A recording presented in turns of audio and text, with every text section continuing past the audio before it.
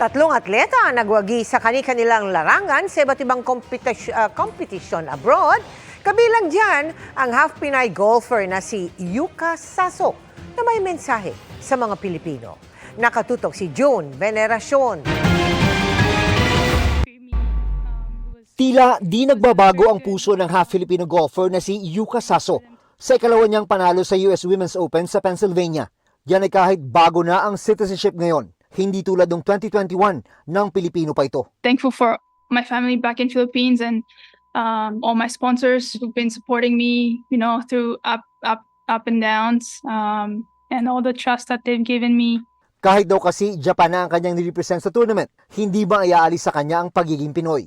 That will never change. I love growing up in Philippines and I always go back there. So if I could put two flags on beside my name, I would. Kaya kahit naghahanda na si Saso bilang pambaturi ng Japan sa 2024 Paris Olympics, nananatili siyang inspirasyon sa mga Pinoy golfer. You just have to work hard and give yourself chances and grab it. Inspirasyon din ang Phil Ivorian na si Maxine Esteban, bagamat Ivory Coast na ang kinatawan ng manalo ng silver sa African Championships sa Women's Senior Foil Individual Event sa Casablanca, Morocco.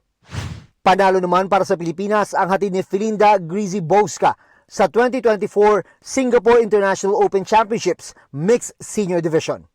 Para sa GMA Integrated News, June Veneracion, Nakatutok, 24 Oras.